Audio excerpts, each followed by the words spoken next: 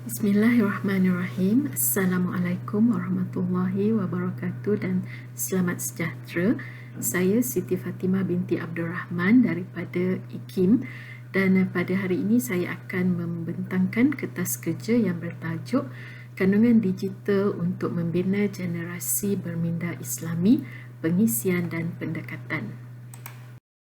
Bentangan ini melibatkan 6 perkara iaitu pendahuluan, kajian lepas, metodologi, dapatan kajian, perbincangan dan kesimpulan dan juga penutup. Cyber Security Malaysia melaporkan bahawa kanak-kanak di Malaysia sangat aktif menggunakan aplikasi digital dan 5 aktiviti utama mereka dalam talian ialah mencari maklumat, melayari laman web, menggunakan rangkaian sosial, bermain permainan komputer dan menggunakan aplikasi bual atau pemesejan. Kanak-kanak yang aktif di alam maya perlu diberi literasi digital, perlindungan dalam talian dan daya tahan digital supaya dapat menyesuaikan diri secara positif apabila berhadapan dengan perkara-perkara yang tidak diingini di alam maya. Selain itu, kandungan digital yang bermanfaat untuk kanak-kanak juga perlu diperbanyakkan. Kandungan digital merujuk kepada maklumat yang tersedia dalam bentuk digital yang boleh dimuat turun atau dimuat naik dan disebarkan di media elektronik seperti e-buku, lagu-lagu iTunes dan sebagainya. Ia wujud dalam bentuk teks, audio dan video. Generasi berminda Islami merujuk kepada generasi yang memiliki set minda yang telah dididik untuk sentiasa melihat sesuatu dari perspektif Islam dan bertingkah laku selari dengannya. Generasi ini apabila berhadapan dengan sesuatu perkara atau isu atau cabaran akan sentiasa memikirkan apa perspektif Islam tentang hal ini. Dan dengan kefahaman Islam yang dimilikinya itu, dia akan memilih untuk melakukan apa yang diperintahkan oleh agamanya. Kandungan digital akan memberi kesan kepada minda kanak-kanak. Positif atau negatif kesan itu bergantung kepada kandungan digital yang ditonton atau didengarnya. Baik kandungan yang ditonton dan didengar, baiklah kesannya kepada minda kanak-kanak itu. Begitulah sebaliknya. Jika kandungan digital memberi kesan kepada minda kanak-kanak, bagaimana untuk membangunkan kandungan digital yang boleh melahirkan generasi berminda Islami? Kertas kerja ini bertujuan untuk mengenal pasti pengisian kandungan digital yang bermanfaat untuk kanak-kanak, khususnya dari segi pembinaan generasi berminda Islami serta pendekatan yang sesuai untuk menyampaikannya untuk dijadikan panduan oleh pembuat-pembuat kandungan digital untuk kanak-kanak. Jika kita bertanya tentang apa yang dilakukan oleh kanak-kanak di atas talian, kajian lepas mendapati bahawa mereka menonton YouTube atau Netflix, menonton program pendidikan dan menggunakan aplikasi pembelajaran awal, bermain permainan video dan menonton kartun. Kajian lepas juga mendapati bahawa sangat sedikit apps pendidikan untuk kanak-kanak yang mempunyai bukti keberkesanan pembelajaran yang diharapkan. Kanak-kanak yang aktif di alam maya terdedah kepada risiko, tetapi di mana ada risiko, di situlah ada peluang. Risiko pertama ialah risiko kandungan di mana mereka terdedah kepada kandungan berbahaya seperti pornografi, keganasan dan jenayah kebencian, tetapi dari segi peluang mereka boleh mendapat pelbagai maklumat untuk pembelajaran dan pengetahuan am. Risiko dari segi hubungan merujuk kepada mereka mungkin dibuli atau diganggu oleh orang-orang yang ditemuinya di alam maya, atau mereka mungkin mengalami cyber grooming, atau mereka mungkin ditipu, atau mungkin maklumat peribadi mereka diambil oleh orang yang tidak bertanggungjawab. Tetapi dari segi peluang, hubungan-hubungan di alam maya membolehkan mereka berhubung dengan kanak-kanak lain dari seluruh dunia yang memiliki minat yang sama. Mereka boleh berkongsi buah fikiran dan pengalaman dan mereka boleh melakukan aktiviti bersama. Dan risiko ketiga ialah berkaitan dengan perbuatan di mana kita mungkin akan tertanya-tanya apa sebenarnya yang mereka lakukan di alam maya. Apakah mereka melakukan jenayah seperti memuat turun secara haram atau menggodam sistem, atau mereka membuli orang lain, atau mereka mencipta dan memuat naik kandungan pornografi, atau mereka mungkin memberi nasihat yang tidak sepatutnya seperti nasihat untuk membunuh diri kepada rakan-rakan lain di alam maya.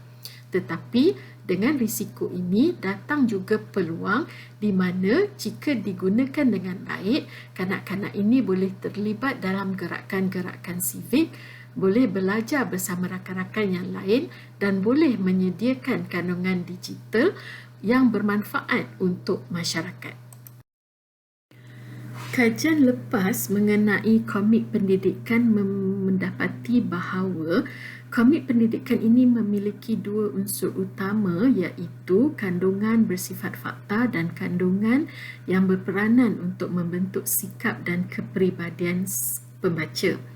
Kedua-dua unsur ini berpotensi untuk menjadi pilihan kanak-kanak dan remaja kerana kandungannya memenuhi perkembangan intelektual dan kehendak emosi mereka.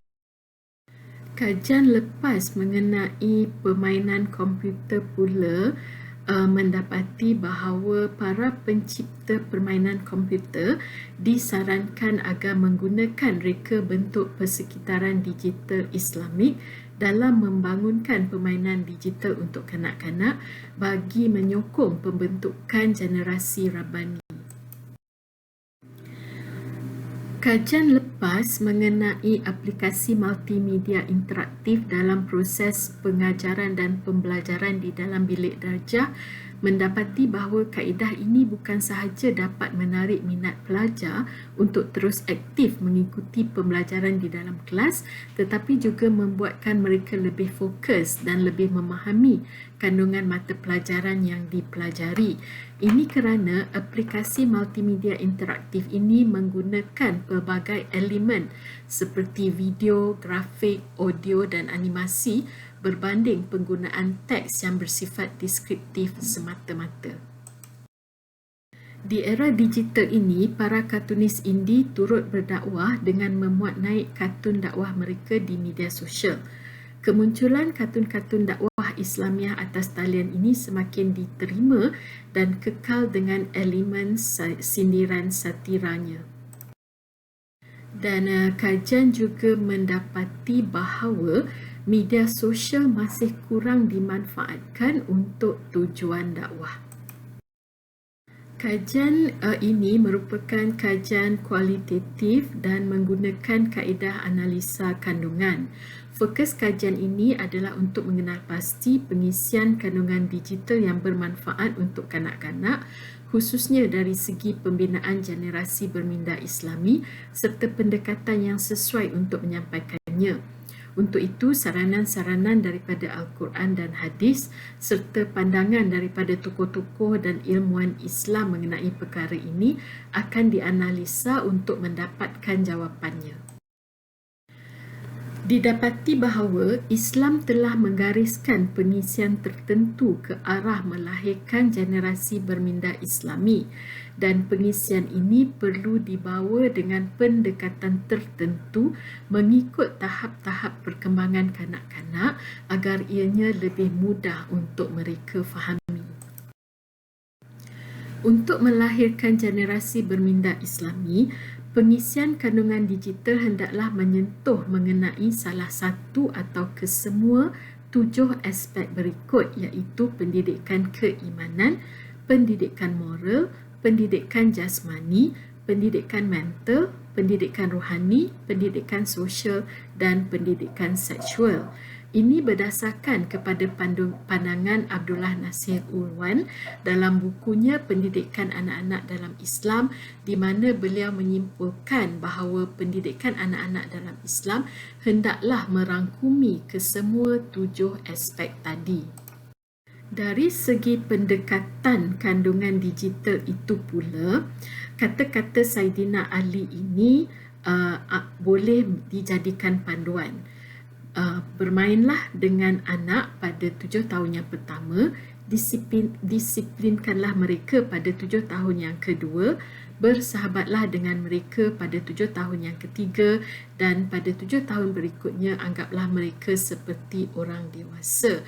Jadi berdasarkan kepada kata-kata ini, maka untuk 7 tahun pertama, pendekatan yang perlu digunakan ialah pendekatan bermain.